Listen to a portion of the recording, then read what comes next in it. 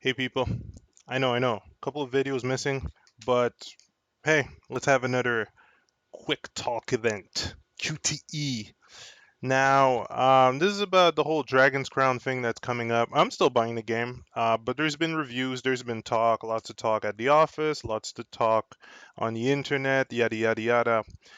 And the thing that keeps coming back is this whole sexist argument, this whole people trying to drive the game down because of its art style, because, it's a bad depiction of women and all this kind of, this kind of noise about the sorceress in the Amazon. So I kind of want to talk a bit of that about that, because there's a couple of things that are just getting me. I don't know. I'm kind of raising my eyebrows at a couple of things because there's a lot of talk about not liking the artwork, not liking certain character design, but most of it, a lot of it from the office and let's say outside on the internet, aside from reviewers. Most of these people did not play the fucking game.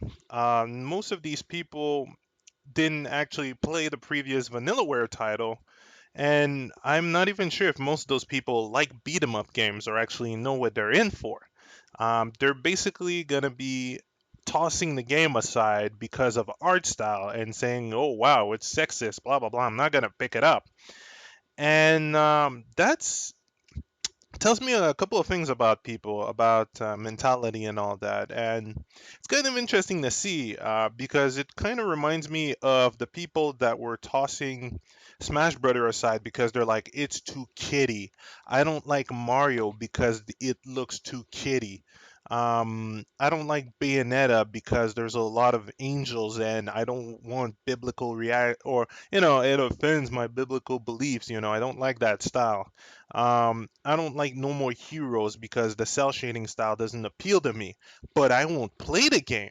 I'm just gonna push it aside, and because the art style doesn't, I'm not even gonna test out a gameplay because of the art style, and it's kind of it reminds me of that guy, that guy, that friend you have that's like, well, I am not going to play this game that is called Rage because it is too gray and brown, just like every other shooter of its kind, and I do not like its art style. But person hasn't seen the animation, played the game, played a bit with the Batarang, or it's that same guy that would toss Lollipop Chainsaw and wouldn't give a damn about the script, the gameplay, the bosses. No, it's because it has, Juliet, that's a cheerleader, and already, oh, well, this is a bit too sexist. I will not play the game because it is too sexist, and I haven't even tried the game. It might be a good game. I might be missing out on a worthwhile experience, but the art style is pushing me away. What the hell? Um, I guess there is these people exist. There's more than that. Just that one guy in your group that are gonna act like that, and it's a bit worrying when that guy gets extremely vocal or gets a reviewing job to try and tell people about this game without being completely up in his preferences and tossing the game aside without considering the gameplay, the multiplayer, the replay value. I mean, it's kind of worrying to have people from Kotaku, that one guy, just completely trash the game, insult the artist, and the guy hasn't even played the goddamn game. I find that a bit frustrating.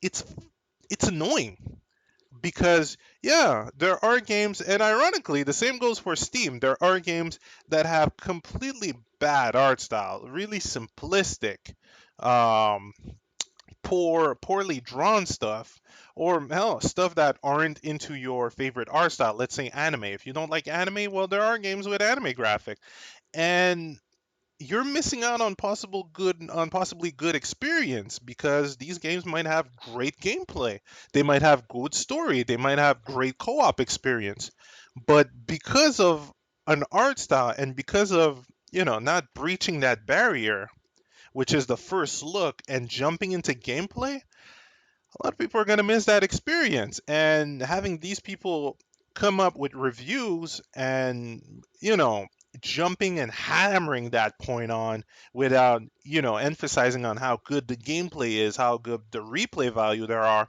how good of a friend experience it is. It's kind of worrying. I don't like that. I don't like seeing good games that have been waited for a long time, a bit tarnished by people that are a bit close-minded, or they kind of have this Jack Thompson sense where they're gonna harp on a single issue without actually playing the game or going even more in depth in the actual game instead of going on the art style. So let me readjust my mic. So it's kind of annoying. I'm seeing people do points about, oh, female characters are captured as well, and it's very misogynist. Well, I haven't heard anybody do the same kind of whining when they were old Vietnam veterans captured in Metal Slug. I haven't heard that. I haven't heard about knights and peasants being captured in Dungeon Dragon Shadow of Mysteria or Terror Mysteria. I absolutely have no idea. I haven't heard that same thing when you had to help male Mavericks, or not Mavericks, male Reploids in Mega Man X6 and X5, I think. So, you see, I'm kind of wondering where they're pulling these arguments out from. It's kind of odd now, people harping on the whole sexist thing, people harping on the captured damsels, and there's so much focus on that they don't see the gameplay, and at the same time they don't understand that this art style is a parody of all those novels and all those barbarian movies we had in the 80s. I mean, wow, go look at Conan with Arnold. It's some funny shit. And these guys, when it comes to Dragon's Crown, they're just pushing it to the extreme. Go look at Boris Vallejo's painting. The guy did artwork for a lot of Super and Nintendo boxes, a lot of movie posters, and yeah, it's kind of like his style pushed to the extreme proportion. But people don't seem to get that. It's quite amazing. It's lovely. People are just hammering and focusing on the whole sexism thing. Damsel in distress. Oh God! And they're like, well, you guys forgot the whole parody thing. It's as if, how can I say that?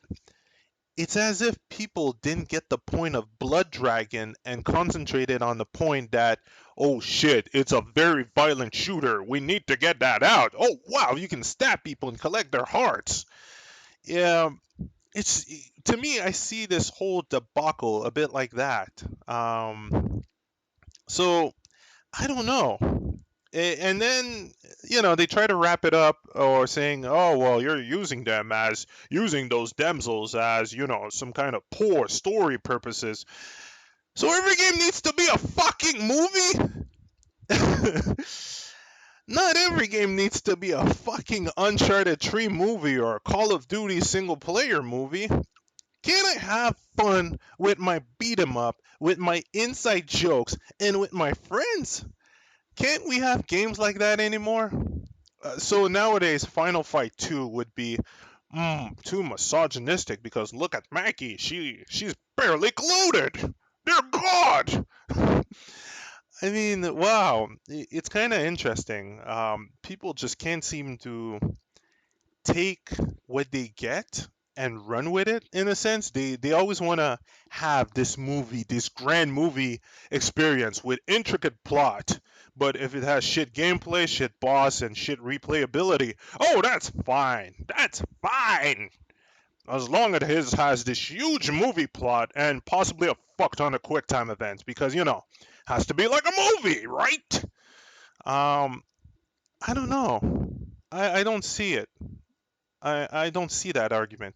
If I want to get a movie, then I'm gonna go play Walking Dead, Tall Tale, TT, Telltale, whatever. Walking Dead, that game, go play it. Good movie, game. What else? The Last of Us, they have some great cinematic. Hell, Bioshock Infinity, great storyline. But if I want to get back into some scrumptious gameplay, Twitch gameplay, then yeah, I'll go back to Bayonetta or Dragon's Crown because there's a lot of replay value, fun gameplay, and replay value. And if I want story, well, I already told you the choice. Hell, I'll even go back to Yakuza or Shenmue. But I'm not gonna expect each and every game to have this large revolving story. If I see them make a good effort on it, and the gameplay is just keeping me going tack tack tack tack tack tack tack, then yeah, I will love it. But I'm not gonna go, well, I am expecting Lollipop Chainsaw to have this AAA story where I'm going to learn the deep backstory of zombie invasion. Or, hell, Rayman. Wow, I want an amazingly deep story from this game. I want, hmm, Christopher Nolan to do something about this game. I want a guy that worked on Batman. Another guy. It's kind of amazing. I don't know. So that's that little thing I wanted to talk about when it comes to the whole Dragon's Crown peeve going up and around. And frankly, I'm not gonna let it influence me at all. I might make a 30-minute video on the first 30 minutes of gameplay, and then I'll go back to playing either single player or multiplayer with my friends without just going, "Dear God, this character is sexist! Oh no!" So I'm not gonna let it influence me, and I'm not gonna try and uh, seek out things to hate about it. I mean, hell, when it comes to Fuse, just out of nowhere, I didn't like how the game ended, but the game was fun. It was a good multiplayer four person co-op shooter action experience, action experience. But I'm not gonna go out of my way to say, well, the story could have been much deeper. The ending could have gave me an extra ending. There could have been more replay value than doing the same mission over and over, and maybe more loot. I'm not gonna go out and seek arguments out of it. And when it comes to the whole sexist thing, we can open a whole can of worm, going to each and every game character and representation, and move, just tear down many of their current games because of the way they depict female characters. But again, I really feels it's searching really deep into it, and maybe that's another good debate when it comes to how would you make a better representation of female characters, and would it have a huge impact? How impacted would it be? Does each and every character have to be like Elizabeth from Bioshock Infinity? So it'd be an interesting other debate, but then again, will we be scratching too deep into certain games? Would we be bullshitting a bit by tearing down games because of their representation, or trying to make this a side argument or a side debate without tearing down a game because of that? um because man, a lot of games would be torn down because of the way they represent female characters, and maybe it's not their fault. Maybe it's not their main objective. Does it have to be a main objective now? I don't know. So hey, as long as we don't have Frank Miller as a writer for each and every new game, we might be out of anarchy, or we will evade anarchy when it comes to female character representation. But aside from that, I'm leaving you guys on that Dragon's Crown coming August 2nd? No, August 5th or 6th. Anyway, next week, um, play it. Hopefully, there's a demo that's going to come out. I'm hoping the Atlas gives you a good 10-minute demo on PSN. If they don't, then go to a friend's house, pick up a second controller, and join the game! No joke. Get that co-op on. I don't know if it's gonna be up to 4 player on the same screen, but wow, go play the game. Don't let a reviewer's views skew you, or push you away from playing a potentially good game that you might like. If you don't like beat 'em up, then there's no whining. You just don't like beat 'em up, and it's not a game for you, right? So there's no reason to hate because you hate beat 'em ups. Oh well.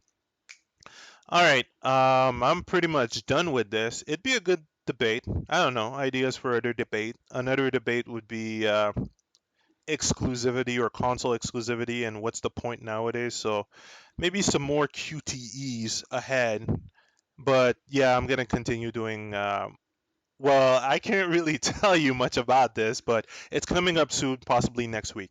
In the meantime, guys, stay informed. Try to play the games. Try to borrow some games, and don't be skewed by personal views. Just try to get the game for the gameplay and see what happens. Later.